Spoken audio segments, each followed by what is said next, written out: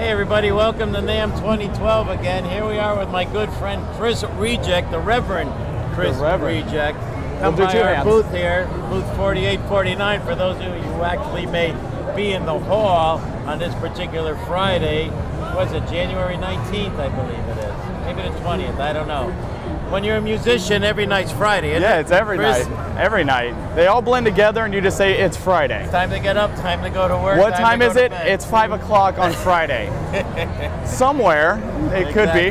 So what brings you to the show today? What are you doing? Just checking it out. You know, I've always been a fan of NAMM, and I've always wanted to go. Got an opportunity last minute. They said, you're on a plane at 8 o'clock in the morning to come to NAMM. I said, okay, let me go ahead and just pack my stuff, you know. So this is your first NAMM? This is my first NAMM. Wow, that's fantastic.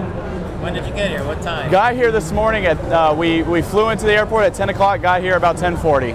Wow. Yeah. I remember my first one was, you know, not to digress too much, but like in the early, mid-70s. Oh, wow. It was at Disneyland. Oh, wow. And it was a booth, or the hall itself was probably half the size of one of these halls. And it was very cool because it was a lot more intimate. Right. But isn't this like the greatest toy store ever? This is the greatest, and the fact that they're moving, you know, they're going to have it here and then in Russia. I mean, that's building a bigger market for musicians, and that's what we need. We need worldwide access, not just statewide, or, you know, they have their music conventions, but NAMM is now going to be all around, and that makes it great for us musicians to network more. Got to promote live music. I'm a drummer. I'm everything. Are you? I play percussion, bass, guitar, saxophone, you name it. I've played French it. horn? No, that's the only one. I told you, you don't play everything. But you know what? Next year, by the time I come back. French horn players got a lot of gigs, you know. I have a buddy that graduated from, was it Berkeley? Oh, wow. And he doesn't have nothing but gigs. I chose the wrong instrument, though. French horn. You don't get a lot of chicks with French horn, but you pay the bills. Yeah, that's what matters, right? Well, I know, you got to get chicks sometimes.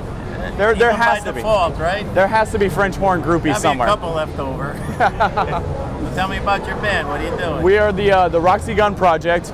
We're based out of Las Vegas. What we're doing is we just filmed the movie that is due to release in about 3 months. So a movie, and it's not some like independent film that will never be seen. It's huge director, huge cast. We played the band in it, and now we're recording the soundtrack for it. All the music that's in the movie is originals written by us and recorded by us. Sounds like a lot of fun. Oh yeah, we're getting ready to tour the world for film festivals with the movie. We're scheduled for Australia, Japan, the Philippines, Germany, Spain. The only one I think stateside is Texas, but South by Southwest. Yeah, exactly. That's the couple months. Yeah, the film festival is actually 3 days before South by Southwest, right. So we're going to be out there for it. Oh, that's perfect. That's a big deal now. Oh, that's a huge deal. Yeah, we'll be exhibiting there as well. We've got a booth in the Gear Alley where we promote our products, of course. Who knows? I might be sitting there with you. I hope so. That would be great. Certainly let us know where you're going to be performing. Oh yeah, definitely. And then with the movie and everything, your band will probably be there. I would think. Yeah. Yeah, like 900 bands coming in at one time. 1 week. From 12 o'clock until 2 o'clock, there's nothing but music in every place where you can have music. And that is my epitome of heaven right there. That is heaven. Everything else is hell, but that's heaven. That's a good place to be. Well, I'm glad you're doing well. It's so nice to meet you, Chris. Nice to meet you, too. Thank you for stopping by our booth. Hey, no problem. Continued success. Thank you very much. What kind of cases are you using? Right now, I don't even have a good case for my bass. I have just. If you need one, do you have any idea where you might go? I don't know. I've always liked the Anvil cases. They've always looked good. We can help you out with that. I hope so. That's what we do. We sell protection. That's exactly what I need. You got a problem, you come to us, we'll take care of that too, okay? It's like the mob. We don't like to say that anymore. It's the cases. You know? Right, we have cases that will protect everything that's valuable to you. Okay? Yeah. Good, thank you. Can you talk about the Ramones and then we'll close it up? Tell me stories, like just mention, we'll edit it a bit. Oh yeah. Just mention that you're influenced by the Ramones, that kind of thing, and then joke. Music you play, what's your influence? Well, my biggest influences stem from the old days of punk rock. You know, the Ramones is one of the biggest ones. The way that I'm going to say the 4 members, you know, that was Joey, Johnny, Dee Dee, and Marky. Those were my 4 influences. And I actually got to meet Marky Ramone in Las Vegas. He did the Ramones Experience. Had all the guys that looked like the Ramones playing with him. He was in the back doing drums, and I got backstage somehow. I don't remember how, but I got back there, and we talked for a minute, and he said, since you're such a huge Ramones fan, he took this off his leather jacket and handed it to me. And it's the Hey Ho, Let's Go Ramones pin. Wow. And so that was one of the biggest things for me. My camera wouldn't work, but he gave me that, and to this day I wear it all the time. If it's not on this jacket, it's somewhere on my body. Wow, yeah, I recall doing quite a bit of work for those guys way back when they first broke.